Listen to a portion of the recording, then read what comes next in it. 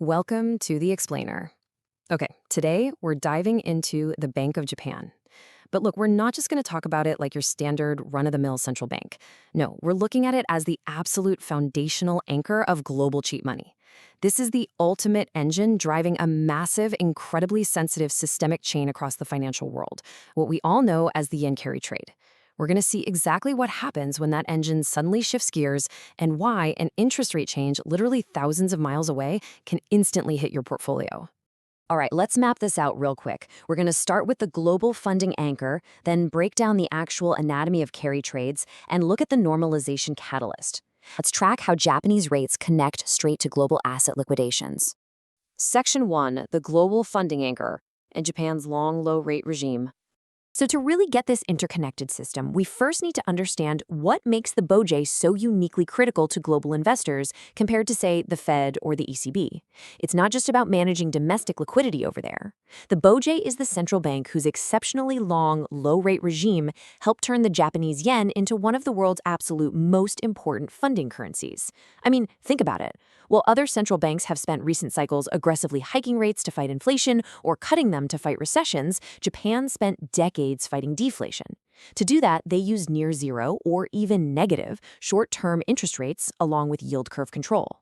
And over time, this created a deeply entrenched global belief yen funding is going to remain cheap forever.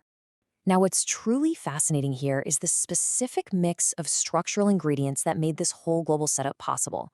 It wasn't just low Japanese rates giving us cheap borrowing costs. It was that combined with incredibly deep financial markets, a massive domestic savings base just hungry to export capital, and amazing liquidity in FX derivatives allowing for synthetic borrowing. Combine all of that with a global yield gap, where foreign assets simply pay way more, and total policy credibility that rates would stay low, and you've got the perfect structural storm. Because this era of low rates lasted so incredibly long, the yen became deeply, deeply embedded into macro funds, real money hedging, and major bank balance sheets all over the world. Moving right along to Section 2, Anatomy of Carry Trades and the Mechanism. So how does this actually work in practice? Let's take a look under the hood of the carry trade machine and see the moving parts. It follows a really clear 5-step systemic chain. Step 1, you borrow yen. This is your funding leg. Step 2, you sell that yen for a foreign currency, like US dollars or Mexican pesos. That's your currency leg. Step 3, you use that currency to buy a higher yielding asset, the asset leg. Step 4, you just sit back and earn the interest spread between what that foreign asset pays and the tiny, tiny amount you owe on your yen loan. And finally, step 5, you repay the yen later, ideally pocketing a massive profit. But let's see how this builds in the real world. The textbook version might sound like simple spot FX borrowing, but the real version? It's a sprawling, highly leveraged beast. It utilizes FX swaps, cross-currency swaps, heavy margin financing, and complex options. And that asset leg we just mentioned? Actually, scratch that. We aren't just talking about holding another country's currency in a basic bank account. We are talking about massive purchases of U.S. equities, high-yield corporate credit, or emerging market bonds. Ultimately, it all boils down to this one fundamental profit condition. Your foreign asset return, plus the carry spread, must be greater than yen appreciation plus your funding and hedging costs. Now, notice that first danger on the right side of the equation, yen appreciation. A rapid yen rally is the ultimate killer here. It can literally erase months or even years of carefully accumulated carry spread profits in an instant.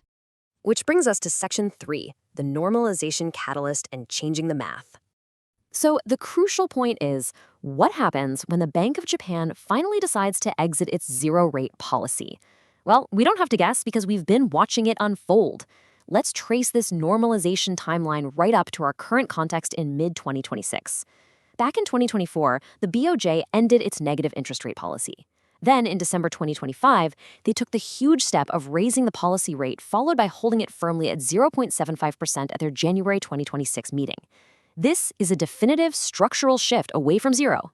And here's exactly why that alters the trade completely. First off, as Japanese rates rise, your direct funding cost rises, meaning that lucrative carry spread narrows. But the real danger? It's that FX expectations change. Investors lose confidence that the yen will stay cheap forever. It becomes way less of a guaranteed one-way trade. And as that uncertainty creeps in, volatility spikes. Rising volatility tightens risk limits and forces higher margin requirements across the board. So the system breaks down not just because the mathematical rate cap is closing, but because the foundational investor confidence in cheap yen is totally shattered. All right, Section 4, the repatriation chain reaction, or the domino effect. And this brilliantly illustrates the mechanical, highly destructive feedback loop that gets triggered when that unwind begins. Look at this reversal path. This is essentially a flashing bright pink shutoff warning for global markets. First, the yen strengthens. Because of this, short yen positions start bleeding massive amounts of money. Leveraged investors are then forced to cut their exposure, meaning they have to actively buy yen to repay their loans, which mechanically pushes the yen even higher. This triggers intense margin pressure, forcing rapid, desperate asset sales to raise cash. Risk assets plummet, volatility spikes, and that higher volatility triggers even more panic de-risking. It's just a violent self-feeding domino effect. So when these crowded, highly leveraged positions are forced into repatriation, it's not happening in a vacuum. What actually gets liquidated globally? Well, everything. Because they need cash fast, they sell the most liquid things they own. Global asset repatriation includes aggressively selling U.S. equities, dumping high-yield credit, slashing emerging market positions, and unwinding U.S. Treasury trades. This is exactly how a localized policy shift in Tokyo directly tanks Wall Street tech stocks. Let's look at Section 5, a case study from August 2024, the warning shot. Just to see this entire framework validated in real life, we only have to look at the warning shot from August 2024. I want to just pause on this massive number for a second. 40 trillion yen, or roughly 250 billion US dollars. According to the Bank for International Settlements, this was a rough, middle ballpark estimate of the carry trade exposure during that cross-asset shock. And I say rough estimate because the true size of the carry trade is dangerously difficult to measure.